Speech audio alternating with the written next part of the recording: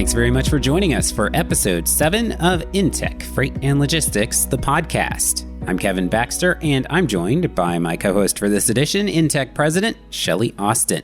On this episode, we're diving into the topic of double brokering. Fraudulent double brokering, that is, with the president of the Transportation Intermediaries Association, or TIA. Let's get right to it.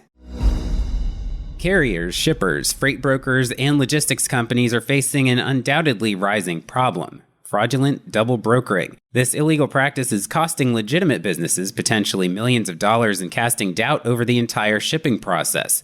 To tell us more about what it is, why it's a growing issue, and what those in the industry can do about it, we're pleased to welcome TIA President Ann Reinke. Ann, thanks very much for joining us today.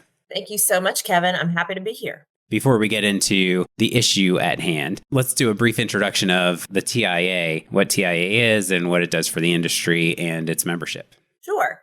So you may not know this, but we are now in our 45th year as an association, celebrating 45 years. And it's the professional organization for third-party logistics companies. And until the last 2.5 years, I think most people didn't know what a third-party logistics company was. Mm-hmm. But fortunately and unfortunately, right, the silver lining to the dark cloud of the pandemic was that there became this focus on the supply chain and how to rid ourselves of dysfunction. So our members, and we have about 2,000 members nationwide, and we're predominantly domestic, although we do have a few that are in Canada or have some relationships with Mexico or internationally. They provide a whole host of services, mainly truckload brokerage, meaning that they arrange transportation for a shipper with a carrier that's predominantly a motor carrier. But as you know, that's not the extent of it. We also have members like yourselves who arrange transportation with intermodal carriers, with railroads, with ocean-going vessels, with air freight, et cetera. And so the definition of a broker, since we're going to get into this, since 2012, is those that arrange transportation for compensation. And so that is the main focus of our membership, although, again, they provide warehousing services, transportation management, reverse logistics, all kinds of different services that essentially tell a shipper, listen, we got it handled. You don't have to worry about it. We're going to take care of your transportation needs. And again, 45 years later, here we are. Yeah, and I know off recording, you and Shelli were both just at your conference, and this was the first one where really everyone felt a little bit more comfortable traveling in a while post-pandemic. So what was the attendance and the vibe like there? Yeah, and I talk all about our members because that's who make us who we are. But so what does TIA do for our members? I think that was part of your question, which I failed to answer. The first thing we do is that we educate our members. We have a whole curriculum to professionalize our membership and our companies within that membership. And we've actually become accredited by the Commonwealth of Virginia, which really provides that professional designation. And so what's wonderful about our members is that they're always striving to do better and get better so that they can serve their customers better. So it's exciting to have that sort of, extra credential in our kind of, what do they call it? A quiver, right? A quiver. Whatever. You know what I'm talking about. So we also advocate on behalf of our members on Capitol Hill and in the regulatory agencies, and I know we will get into that. We provide member services. There are certain requirements as part of that 2012 law I mentioned that brokers have to attain, including a bond. And so we are able to provide a bond through our relationship with Avalon. And then finally, what you just referenced is we provide meetings and networking. And so our big show, our annual conference, just occurred 2 weeks ago in sunny Orlando, Florida. The weather was fabulous, I have to say. It only got hot by the last day, which is pretty good. And we had 1,895 people, which is a record, over essentially 3 days, call it 2.5, 3 days. And mainly it's very intensive education along a whole bunch of tracks from modes like intermodal. Shelli was a fantastic moderator. I'm just going to brag about her for a second. We had, a general session on ports, which we've never had before. We had a session on sustainability, which we've never had before, plus your regular sort of bread and butter issues that affect brokerages of, all shapes and sizes. And the vibe, as you said, was excitement, happiness to be together, and I think forward leaning. As we've talked about the last 2.5 years, there are a lot of entrants into the brokerage space. And there are a lot of people who see sort of uncapped potential. Right now, we have 30% of freight goes through a brokerage of some kind. 2045, the anticipation is it's going to be up to almost 50%. That's really exciting. There seems like a very bright future for our members. Of course, there are certainly challenges, and we'll talk about what those challenges are. Yeah, that is called a segue right there. That was great. That was great. Well, and I would have to say, just to compliment the conference in Orlando, I've been doing the conferences for a very long time, been a part of the TIA for a very long time, and I would have to say that is probably the best one I have attended. Just the excitement, as you mentioned, and hearing the people, the networking, and getting to see a bunch of old familiar faces and new faces. It was exciting, and the education, I think, continues to improve every year. So compliments on that. Thank you so much for putting that on. Well, no, thank you. I mean, it takes a nation of millions, so to speak. It takes a pretty robust team. Although when you think about it, there's only 5 of them who work on it full time. So it's sort of astonishing that those 5 can produce such an incredible event, but they have a lot of help. We have our members help with programming and thinking through, all right, what are the most relevant topics? How can we, we don't want to have the same conference every year. So how can we have a different issue area that we haven't talked about? And then lastly, of course, the sponsors. Without the sponsors, we don't have a show. So vitally important. And gosh, I'm really glad it's over. But I'm really glad we had it.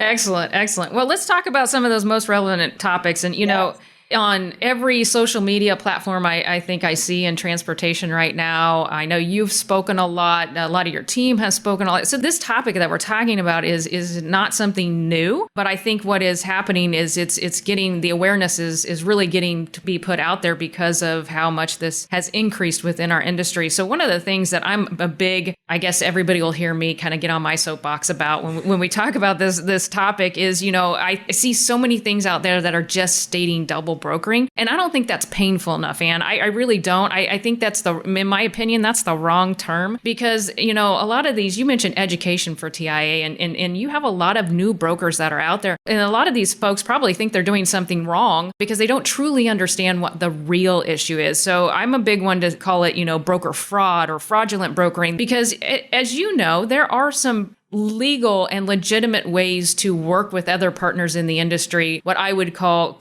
we call it co-brokering. So that's the proper term, but somebody could call it double brokering. And even TIA on the education piece of it, I mean, we're a big user of the templates of the contracts and those types of things where you're out there helping people do these things properly. And one of the first contracts on the website is a co-brokering contract. So can you help put in perspective of what is the true issue? What is fraudulent brokering? And even just give some examples so that the people that are listening to this, they aren't just constantly saying, oh, double brokering's bad. Oh, you did wrong. You double brokered. What is really the issue that we have at hand here?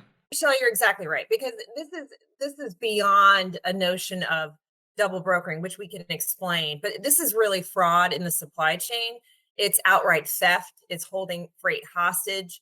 It's spoofing companies. It's creating zombie companies, zombie carriers, zombie brokerages by just attaining authority from the regulators, the Federal Motor Carrier Safety Administration. This is the wide panoply of whatever you can think of, illegal activity, and some of it led by criminal gangs, so this is not just about the old days of what a double brokering was essentially you, the broker, arrange transportation with the carrier, unbeknownst to you. This is why it's bad, because it happens without your consent or knowledge. That carrier, either because they don't have the capacity, or because they have a dispatch service who's just looking for, other ways to make money for this carrier, they go ahead and broker it without authority, without consent, someone else. And so most of the time, back in the day, that would have happened. It's illegal, but it would have happened without incident, unless, of course, there was an accident or something, happened. And then ultimately the carrier, that second carrier, gets paid. But nowadays, what we're seeing is, yes, that still happens, but nobody gets paid. And there's no intention for anyone to get paid. So, here's an example. Shelli's brokerage. You contact what you think is a legitimate carrier and possibly someone that you thought you worked with before. But it turns out that that entity has one digit off, right? So you think that you're working with Kevin B's broker, carrier service, but it's Kevin B plus S. And so it's a spoof. This is someone who's outright duplicating and replicating a legitimate entity is not a legitimate entity. It's probably Friday night. You're trying to get that load out.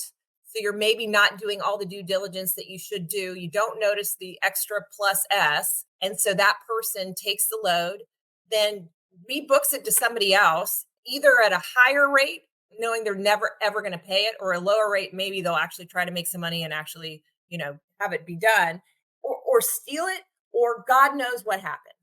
And so that is what we're seeing now is by and large, our members try to have established relationships with carriers. And so that they don't have to rely on these last minute folks who they think they're using. But, we live in the land that stuff happens, right? We can't always predict that what load is going to come in, and you don't have time to do all the checks that you normally do.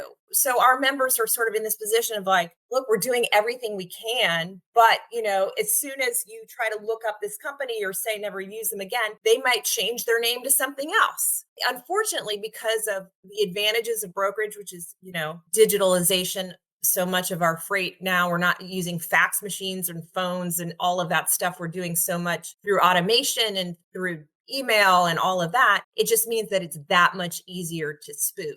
Yeah, great example, Anne. And it's interesting. It's horrible in our industry, and we're seeing, but what we have noticed, and we've seen it actually within our four walls here, is that it's in the transportation, but then it's seeping outside the transportation, right? So there are BCOs that are getting hit with this same type of fraudulent activity, even when the brokers are getting hit with this, and the carriers. And it's all the same thing that you're mentioning, because it's so easy to take an identity of a company or take an identity of a carrier. I mean, because let's face the facts, right? I mean, think about what happens when we go get a new customer. We send them a customer packet. And what does that customer packet have? Well, it has a lot of information that is very, unique and identifies our company. So if we're sending that information to a customer, or we're sending, a carrier setup form to a new carrier, and they're getting that information, what prevents them from taking that and becoming InTek and then presenting themselves as InTek? We found a situation, Anne, very close to what you were talking about. And, I think we thought we were Nancy Drew or Mel Gibson in conspiracy theory.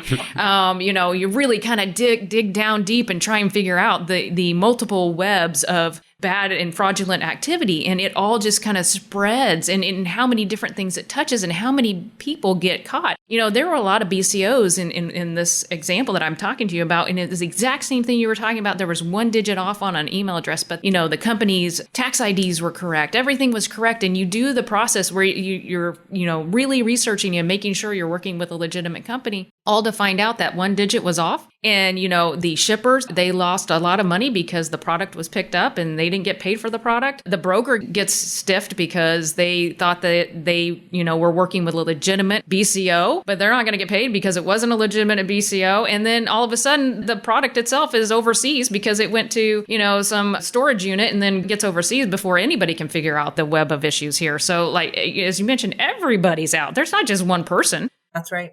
That's right. And so what makes it challenging too is that, so here the broker, you're dealing with someone who's a fraudulent carrier. Many times carriers are working with who they think is a legitimate broker, but is not. So both ways. And then the shipper, of course, is like, where the heck did my goods go? Right. So yeah, it affects everybody. So the end carrier is like, I just want to get paid, and doesn't. The broker's ending paying twice, right? That's a problem. And then we don't know where the freight is. And the shipper's like, I don't know where my goods went. One of our members, he had a load of meat and he used what he thought was a legitimate carrier. Turns out it wasn't. That was in February. I don't think he ever found out where that meat went. So where did that meat go? Is it in some like local bodega, that is unregulated? Did it go overseas? To your point, we just don't know. And so what is frustrating for us is, why is all of this happening without consequence? There's just no enforcement. There's been no federal enforcement of any kind since the law passed that I mentioned, 2012, defining what a broker is and what illegal activities are. There have been no interventions by our federal regulators to investigate fraud, to penalize anybody, to issue civil penalties. And so essentially it's the perfect crime because you can register and get an MC number, which is, your authority as a carrier or a broker with your federal regulator. They don't apparently do much due diligence because these things seem to be handed out. There's 500 a day is what we have heard. Wow. And then there's really no one checking in on you at all.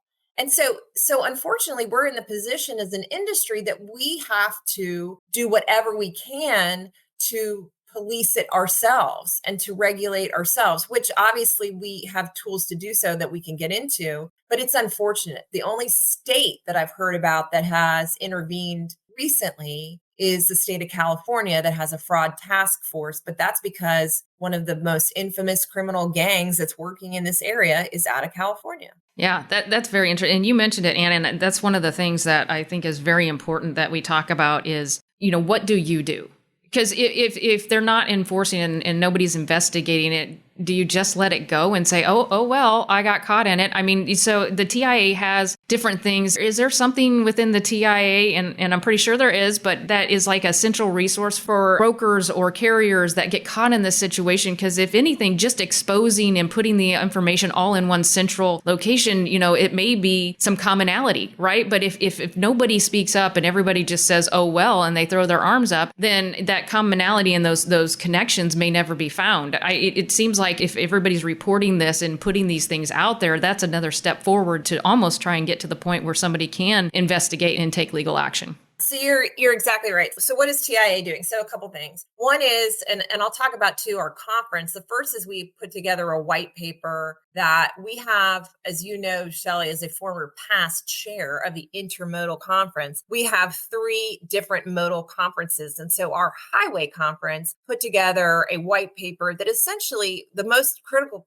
component of it is a list of red flags that our members should steer clear of or be wary of. So for example, we've been talking a lot about spoofing. So let's just say, you have an email outreach from someone who mimics that they're from InTek. Well, if it's like J from InTek@gmail.com, well, that's probably not InTek, right? You're not going to use a Gmail address if you're a legitimate company by and large. Or do you have the address of the company that you're doing business with is only a PO box? Well, you're required federally to have a principal place of business that is not a PO box. So that would be certainly something of concern. And so we put together this list of red flags because we know that these things now happen so frequently every day that at least you can have this in the back of your mind. You can give to your team, to the people, the sales folks that are talking with them every day so they can have that consciousness and that awareness. We've had a few of our webinars talk about this, but we had a really great session on the last day of our conference where we had people who've gone through this and had some lessons learned. And, for example, like let's say you're contacting a carrier, but they won't let you talk to the driver. Well, why can't you talk to the driver? Or what if you start looking at for VIN numbers? Do you see if they have cyber insurance? Do you see if they, what MC number do they have others at the same address? Now, this means that this is a lot of research that your team has to do and doesn't always have the time to do, but it's critical. Otherwise, you can fall prey to these bad actors and then you're out a lot of money. So right now, we are, that's what we're focused on. But, let's focus too on the fact that some of our associate members are focused on technology as a solution. And that is exciting. There's a lot of technological developments that help. But again, these are just sort of weapons in your arsenal. This doesn't necessarily solve the issue. But what we're doing is cobbling together what best practices are out there through education, through technology, because quite frankly, we don't have anything else to help us, right? Yeah. You mentioned the time it takes to investigate. So partially sharing the results of those investigations is important so that everybody doesn't have to do the exact same amount of legwork each time. But going on top of that, as you said, time is a resource, and also the money involved is a big deal. Yeah. So what kind of implications is this having on, as you said, this is an industry where there are more people trying to get in there. It's a growing industry, but some of them, if you're just starting out, one big loss could be the difference between success and failure. Yeah, you're exactly right. So I met with a member of ours down in Georgia, and they're a very small brokerage, and they said that they don't use carriers that they have to have at least 2 years of experience. They have to have been registered for 2 years. So one implication is that you're sort of penalizing the new entrants in the carrier space because you don't have the financial wherewithal to trust them. Right. So, that pinches capacity and that disadvantages those smaller owner operators. But, it's a rational decision. It makes a lot of sense. For all of us, the implication financially is somewhere, one of the estimates we heard Shelli on at the conference was between $700 and $800 million fraud going through the logistics network. It's flabbergasting that there is so sort of little enforcement attention paid to something that costs that much. But if you break it down, it's, one fraud load per company or per day, or, it's maybe a $5,000 cost that day, but it adds up. So yeah, they're not going to investigate a $5,000 missing truck or whatever. But what we're trying to do is have it amalgamated, and so that the data really reflects this is a huge, huge problem. Yeah, absolutely. And, one of the things I keep thinking about, and I've been called an old soul. I'm all about, I'm all about old school practices in certain circumstances. But in the same token, I'm the biggest, carrying the torch for technology and advancing technology and what it can do for you. But I feel like technology has caused a lot of this, and technology is the answer to a lot of this. So I guess what I'm saying is, one of the things that I feel like, and what we've implemented here is do a little old school, right?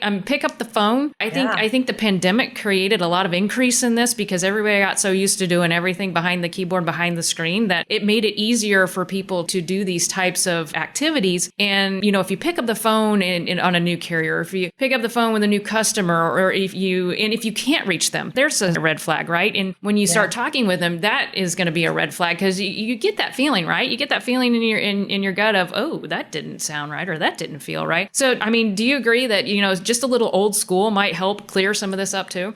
No, you're absolutely right, because some of these zombie companies, I just read this yesterday. There's a guy on LinkedIn, one of our members, who has been tracking how many MC numbers are assigned to a particular house in Wyoming. I don't know if you've been following this, Shelli or Kevin, but he decided to pick up the phone, and it turned out it was the registered agent for the state of Wyoming. So they've listed this phone number that has 70 MC numbers in this one house in Wyoming, and it's actually supposed to be the registered agent for the state of Wyoming who's in charge of, interfacing with the federal government. So not anyone affiliated with any company whatsoever. So imagine if you hadn't made that phone call and you didn't do your due diligence. Well, there you go. Yeah. Who knows where your load would go? And so you're exactly right. You have to do this outreach. That's a couple of the things that our panel discussion said is, older generation like Gen X, and which I am, and older, you're sort of used to using the phone and used to calling people. And the newer generations, as you said, have been raised on the computer and don't necessarily reach out. So it is not intuitive to them to make the call, but you can learn so much just by having that conversation. Another thing that they said, which I think is important, is they say audit your carriers once a year to determine how many trucks they have, how many that they have registered, and how many loads they say they've used that are feasible with the number of trucks. Now, that's a little math. I'm not really good at math. I'm a lawyer. But the point of it is, if they're saying, oh, we carried so many loads per year, but they have 5 trucks, well, that's not right. That they're doing they have to be doing double brokering or outright theft because they can possibly do that number of loads with that number of trucks. So yeah, I mean, we're talking about all the stuff you have to do, and it's unfortunate, but no one's doing it for you. Unfortunately, it's really up for us. Now, that's not to say that we're not pushing on Capitol Hill here for more action, and we can get into that. But until there is more enforcement, this is sort of the situation we find ourselves in. We definitely are seeing the profile raised. As we mentioned, this is something that's getting greater coverage. I know you were quoted recently in the Wall Street Journal. You've been in some of the other transportation industry publications on this particular issue. So raising awareness is obviously important because then you raise awareness to the general public as well. Getting to your Capitol Hill side of things. So I noticed in looking through this Motor Carrier Safety Selection Standard Act, which I think does have some implications for this, it's legislation that's sort of been percolating for a while, off and on. So where does it stand right now? And then what could that do necessarily to maybe help in this particular issue? Yeah, I mean, you're right. So due diligence around registering, when you're registering as a carrier or a broker, is enormously important. And so, we're calling for the FMCSA. If they feel like they don't have the authority to enforce civil penalties against fraudulent actors, which is they believe they are constrained, well, you can do other things. You have other tools at your disposal. And one of them is to do due diligence around MC numbers. Another thing is do proper safety ratings for the motor carriers out there, because then you can determine a whole lot about that motor carrier and whether or not they are safe to do business. If you actually do a data analysis of their safety records and of, anything that has happened to them over the last year.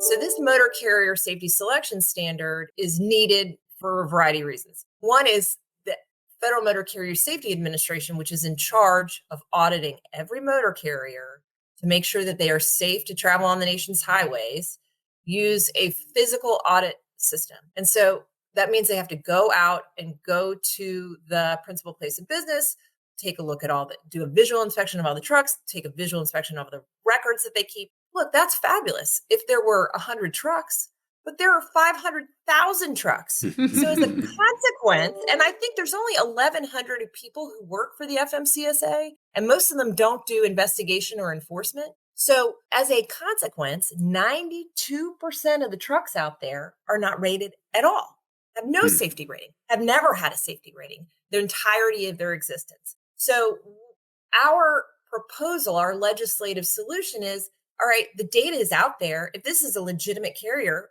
back to our issue, if this is a legitimate carrier, there's going to be a data record for them. There's going to be times when they had trucks go through weigh stations. There's going to be police reports. There's going to be their, whenever they had their state interactions, because there are some state regulations, they'll have that as in the data file. All of these things, their insurance information, all of that stuff will be in the data. Let's get that data, use that as a means of an audit, as opposed to relying on visual inspection and eyeballs. Again, nothing wrong with eyeballs. I got two. But if you don't use them for anything, if you don't get out there, there's no benefit. So to us, this is a pragmatic solution. We think it would benefit everybody in the supply chain.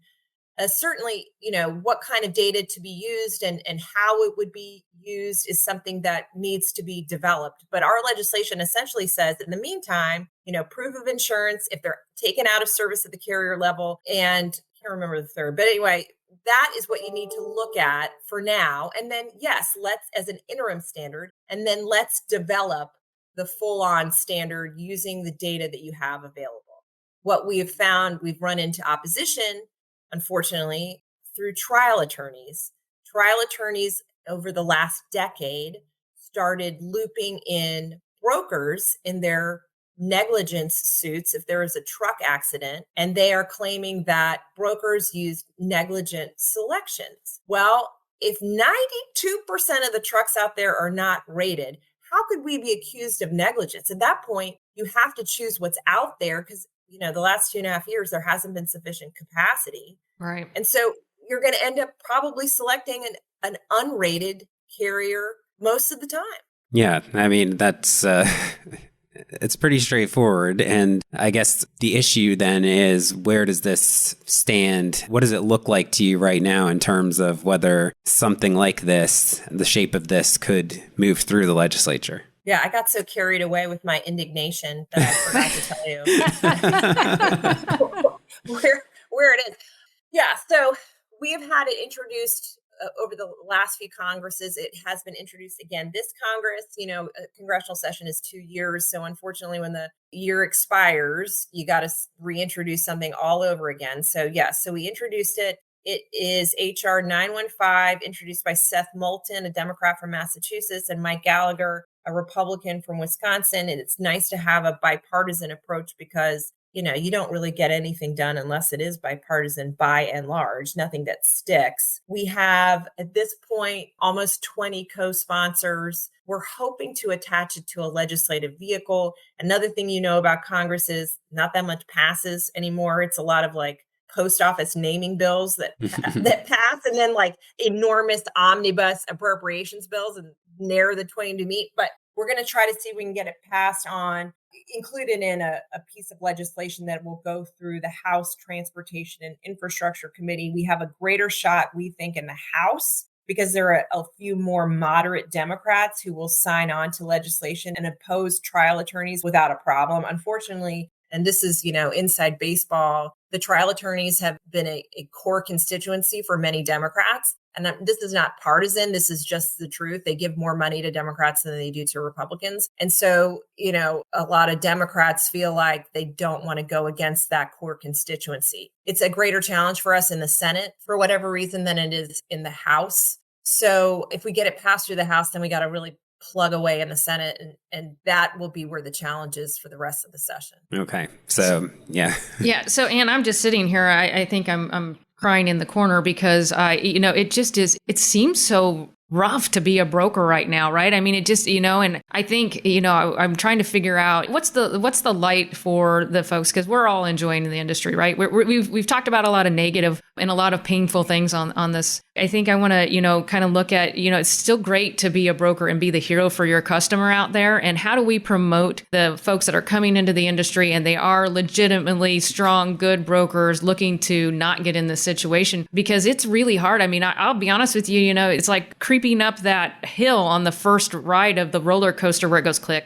click, click, click, and you're like, oh my gosh, get me off this thing. Why in the world did I sit on here? It's one of those things that you're like, why am I doing this if I'm at this much risk? So, what do we tell the new brokers and existing brokers that are suffering through this? There is a light. I mean, this is still an awesome place to be, an awesome thing to do and help your customers and be their hero. But, this is going to last for a while. We just all have to work together to make sure that we keep it pushed outside the barriers as much as we can. Yeah. So, these are challenges, but these are not fatal challenges. So I'm with you, Shelli. We got to be optimistic. The point of me raising them at the conference is that we have to be as outspoken on these challenges so that we maintain our credibility and our ethical standards. So to me, if there is so much prevalent fraud out there, but TIA members stand for ethical business behavior and for the best of the best, that's something to take seriously. Absolutely. That to me means it's a good seal, a good housekeeping seal of approval, that a shipper can or a carrier can do business with our members and not worry that something's going to happen, they won't get paid or that their load will get lost or stolen.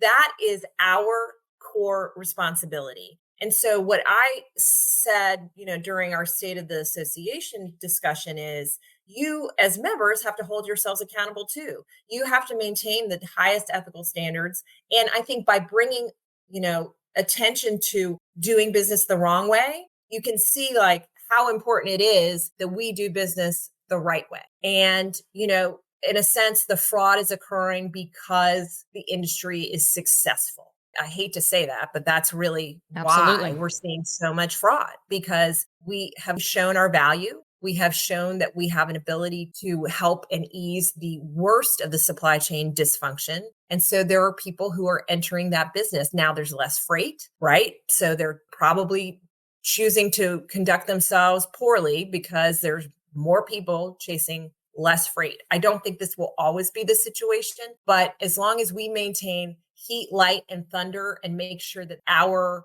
expectations of ourselves gets out there, I think that there's again, limitless potential because we have such a critical value to the nation's economy. Yeah, I absolutely love that. And the fact that we all stand behind, the TIA and that, the ethical practices, I think that's extremely important because people and there's so much competition in the world today that you really want to try and figure out how you set yourself apart. And I think that's one big thing that you can set yourself apart on it. Although there's a lot of us out there is, that is definitely identifying factor of ethical practices. And we all have to stand by that. I can remember in many of our intermodal panels at the conferences that we're talking about, and my good friend Sam Nennis from Thoroughbred Direct. And one of the things that he's always talking about is if there's a new broker that's coming to sign on with Thoroughbred Direct, if they are part of the TIA, it is a much quicker and easier process and they can have them approved and onboarded in a day because they know that that's a legitimate and ethical company and they want to do business with them. That's right. That's exactly right. By the way, I gave you the 3 of the HR 915, but I just didn't realize it. I said it. I just looked it up, so I made sure I was just so mad at me. But you have to be properly registered with DOT, which I said, and you have minimum insurance, which I said, and that you're safe to operate. You haven't been shut down at the carrier level. So anyway, just I was killing myself that I was. No, I have not forgotten. Shelli and Kevin, I have not forgotten. All right, we tied up that loose end. Right, exactly.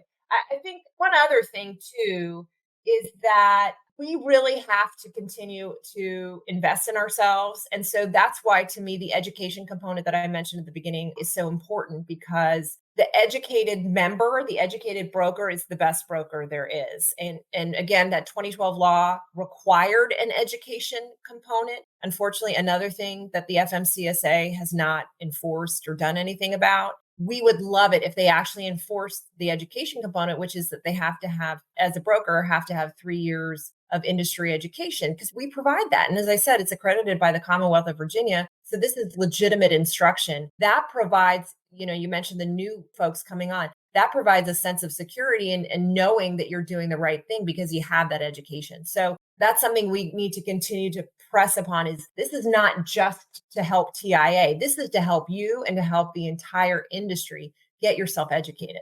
So where can people find more on TIA and some of the resources that we've discussed? Sure. So TIAnet.org. Here's the exciting thing. Again, I'm Gen X, so I'm barely internet savvy, but we are TIAnet.org across all platforms. So if you wanted to go to Twitter and look us up, if you wanted to go to Instagram to look us up, you just use that handle and you can find out a whole bunch of information. But the website obviously has the ability to look at the kind of courses that you can take, look at, the resources you have available. Obviously, some of it is behind a member paywall, but then if you are interested in becoming a member, you can also find out about that. Great. And thank you so much for your time today. Well, I appreciated it. Thank you for the discussion.